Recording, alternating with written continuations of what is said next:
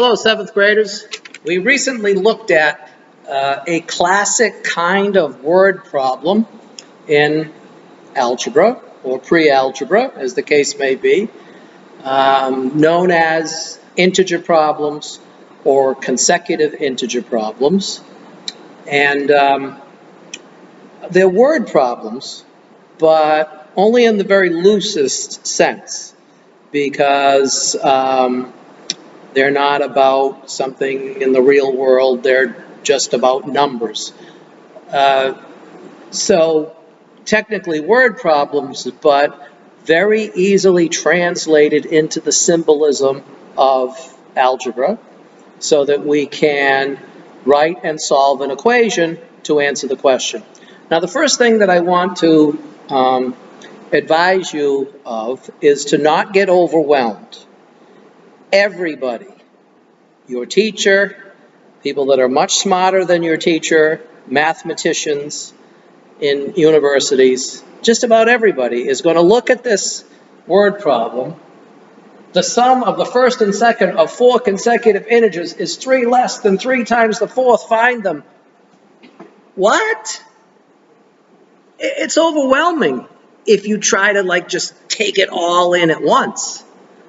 What you have to do is take it little by little, step by step, follow a process, and then a seemingly very complex, impossible situation becomes very easy to handle. This is the power of mathematics, to solve problems. And even if you think in your life in the future beyond mathematics classes in school, you're not going to be solving problems like this, it's a mental discipline, and it's a challenge, and it's fun. I hope. It can be if you have the right attitude. Here's the first thing we need to do.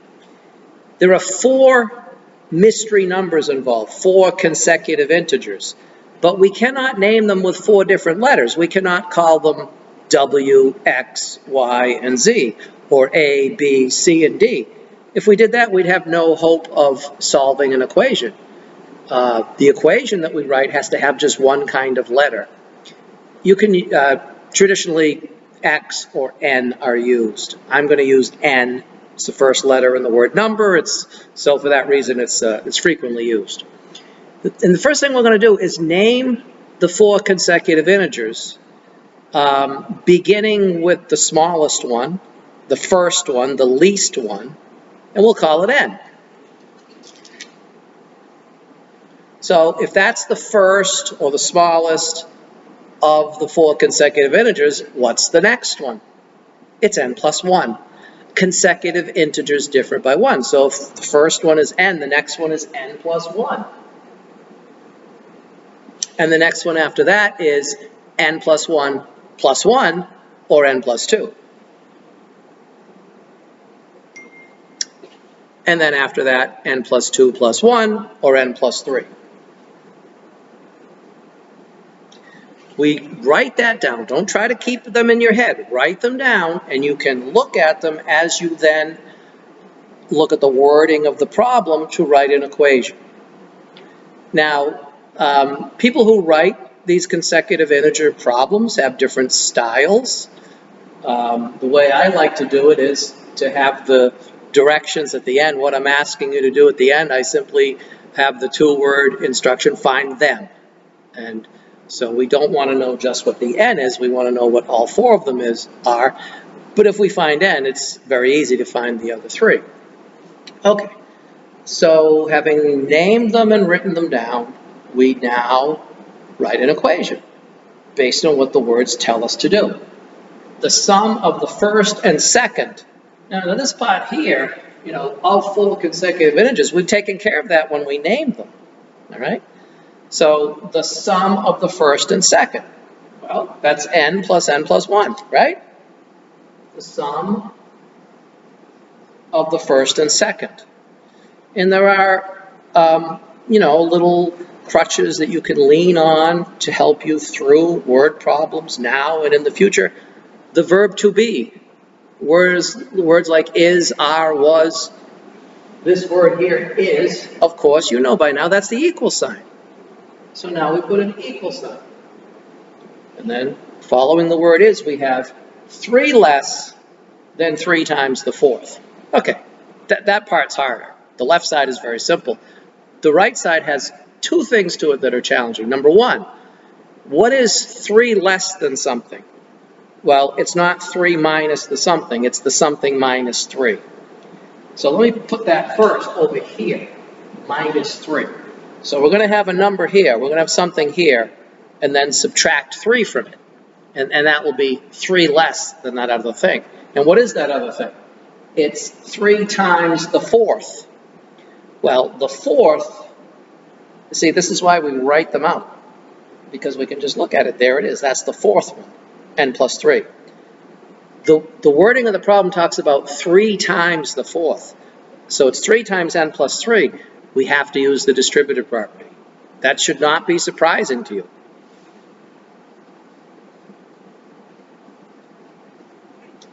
Right here, this is 3 times the fourth. 3 times the fourth is not just 3n plus 3. You have to multiply the 3 here by both of those using the distributive property and the parentheses as I wrote them. Now, I would suggest that coming up with that equation is 90 to 95% of the problem in terms of difficulty. The rest of it should flow very easily. Coming up with that equation is the hard part. But if you take it little by little, you should be fine. I have suggested in the past, I've sort of prepared you for what we face now, in that we should try to simplify each side first. Before we jump to doing something to each side, which we will have to do, let's simplify each side. It's right there in the word, simplify. Let's make our life simpler. Now, on the left side, we have n plus 1. Well, that's 2n plus 1. We can add the 2 n's together. The left side is 2n plus 1. The left side. On the right side, well, we have to apply the distributive property here. Sometimes applying the distributive property is part of simplification. So we get on the right side 3n plus 9. 3 times n plus 3 times 3. And then we have that minus 3 from the 3 less than words. Now, you can do one more little bit of simplification there, because 3n plus 9 minus 3 is 3n plus 6, right? 2n plus 1 equals 3n plus 6. And what have I taught you to say when you get to this point? Hello, old friend. You know what to do here. To avoid negatives, let me subtract 2n from each side. You could subtract 3n from each side, but then you get negative n on the left. So, you don't have to get the n or the x on the left. It can be on the right. And if it's easier that way, go ahead. Subtract 2n from each side, and you get 1 equals n plus 6. So now subtract 6 from each side, and we have found n.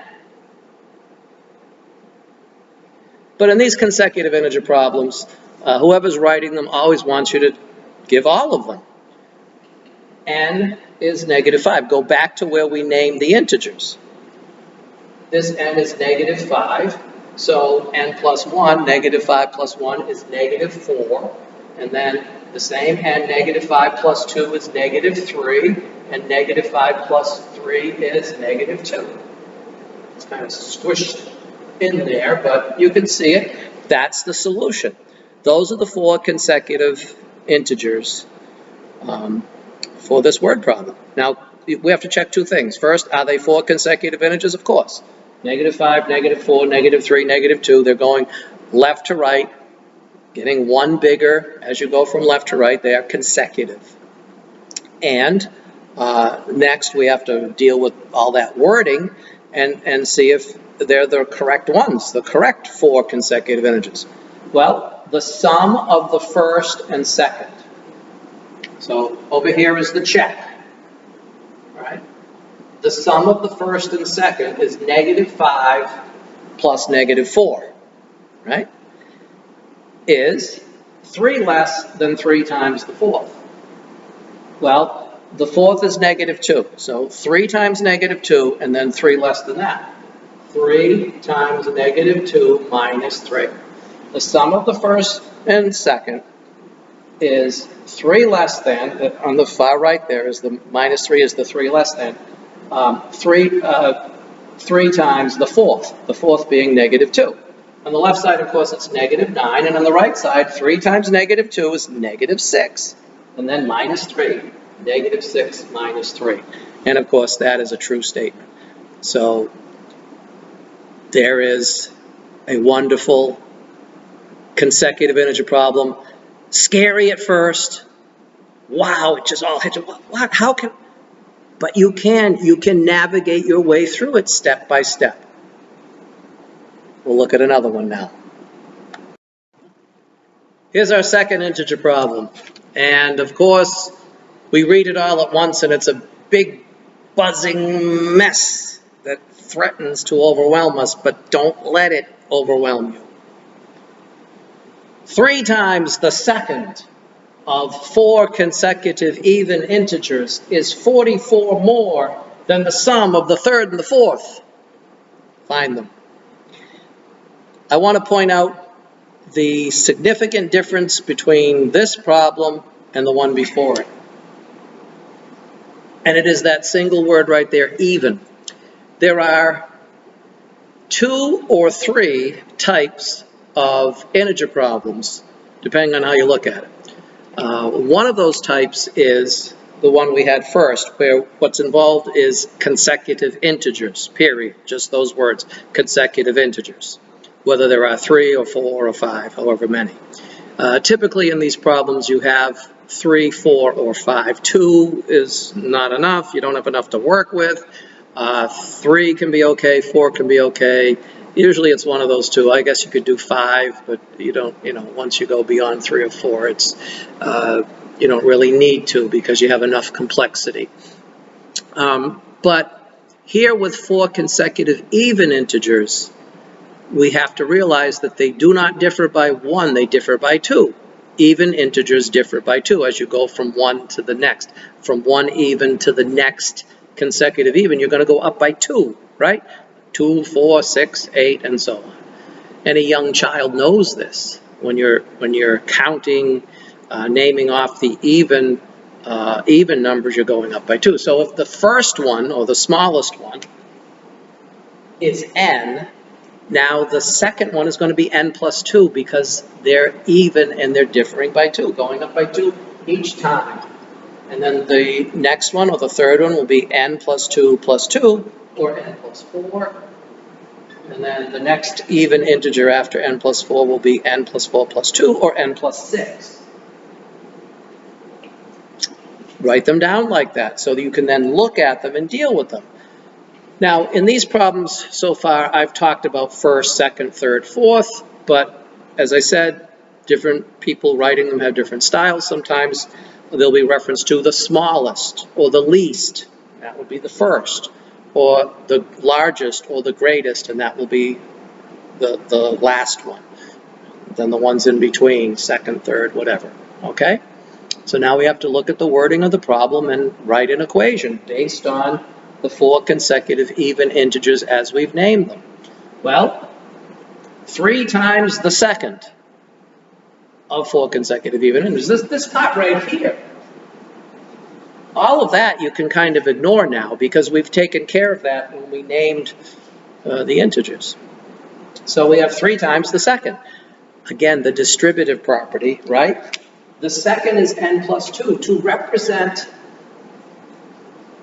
3 times the second, we must write parentheses and use the distributive property. If the second is n plus 2, 3 times that is not 3n plus 2, it's 3n plus 6. Right? When we apply the distributive property here, we're going to get 3n plus 6. Then is the word is, okay? The word is the equal sign. So now we have the right side of the equation coming up, and what is that? 44 more than the sum of the third and the fourth. Well, there's the third, there's the fourth. The sum of them, and 44 more than that. Okay, now, in the first one, we had that less than business, which is a little tricky, because when you have less than, like it was 3 less than something, you had to end with -3. And it's a common mistake to do it the other way around. But you see, subtraction is not commutative. But this is addition. More than is addition. So you really can't go wrong here. You could start 44 plus, or you could have the plus 44 on the end. But be careful when it's less than, like in the previous one. Okay, 44 more than the sum of the third and the fourth. Well, the sum of the third and the fourth is n plus 4 plus n plus 6. There's the third plus the fourth. And 44 more than that, plus 44. Okay? See, we're 95% of the way there. Don't let the problem overwhelm you. Approach it step by step. I've already simplified the left side by applying the distributive property. Now let's look at the right side. We've got n plus 4 plus n plus 6 plus 44. We collect the numbers and we collect the n's and simplify. N plus n is 2n. And then we've got 4 plus 6 plus 44, and that is 54. And what do we say at this point? Hello, old friend. We know how to solve this. This time I'm going to subtract 2n from each side and avoid negatives that way, right? If I subtract 2n from each side, I'll get n over here, and then still the plus 6 equals, that's 0. That's why I subtracted 2n from each side. And then we have 54 plus 54 is positive 54. Subtract 6 from each side now, and we'll have n.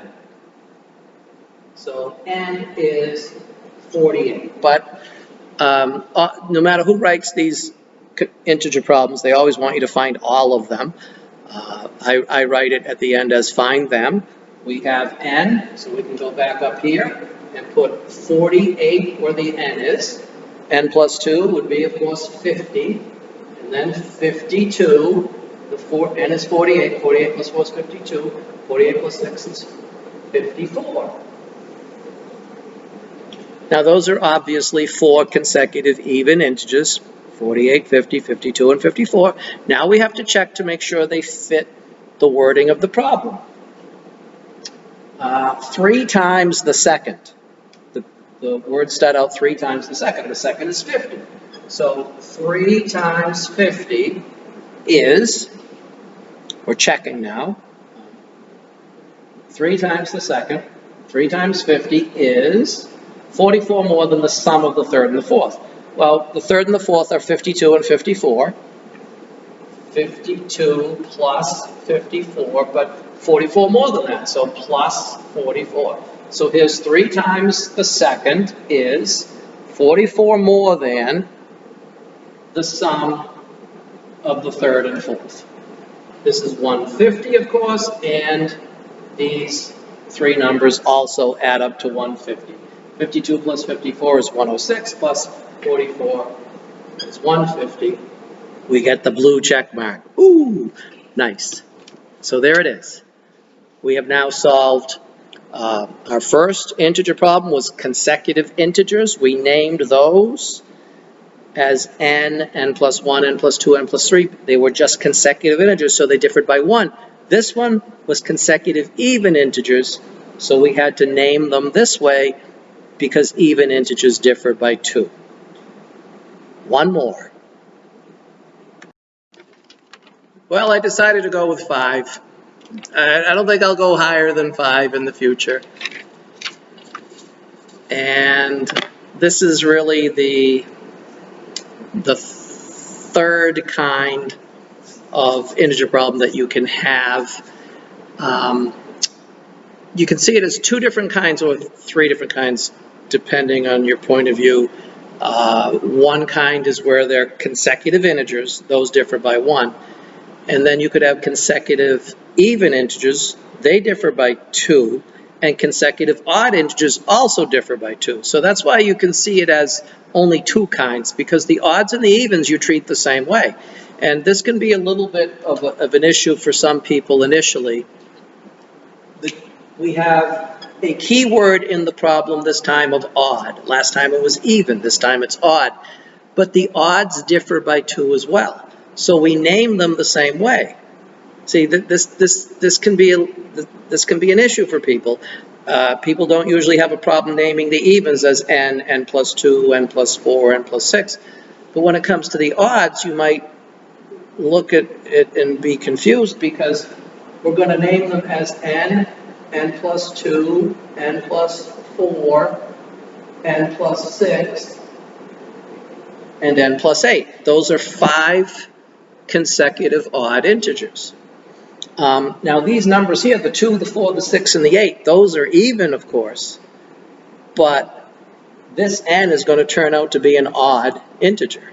And then when you add 2 to it, you'll get another odd integer. When you add 2 to this odd, they're all going to be odd. If we start with an odd for n, then n plus 2 will be odd, n plus 4 will be odd, and so on. N plus 6 and n plus 8 will all be odd if the n is odd.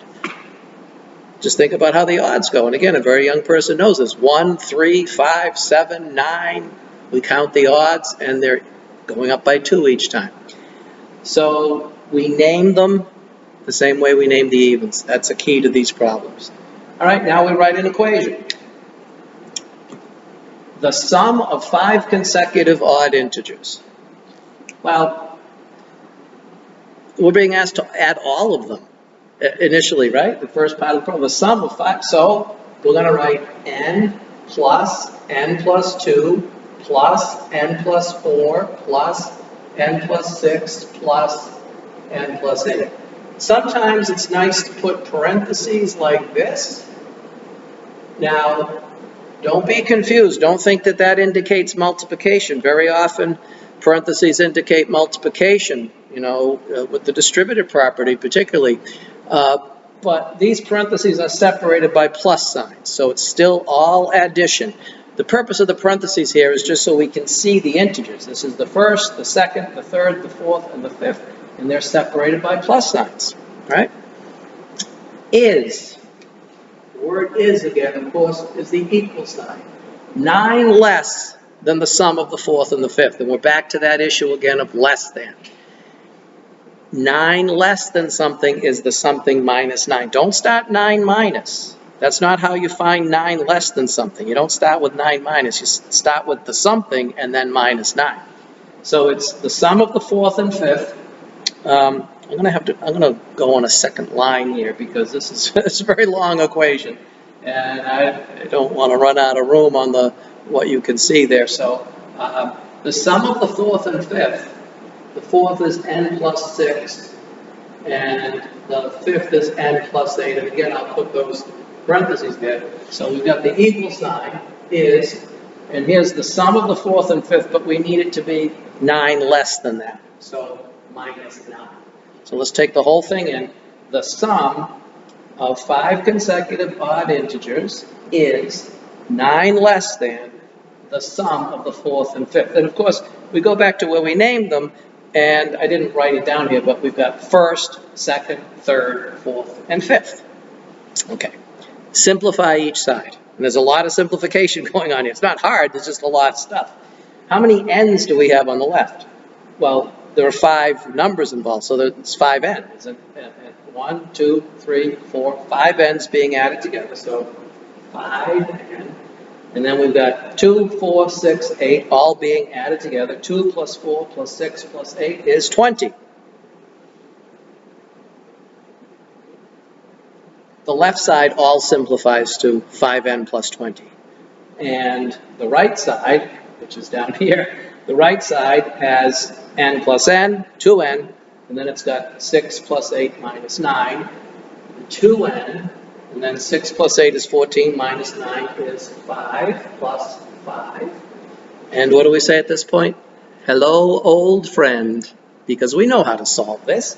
Subtract 2n from each side, right? Minus 2n to get 3n plus 20 equals the 5 is left over there. These add to 0, which is why we subtracted 2n from each side.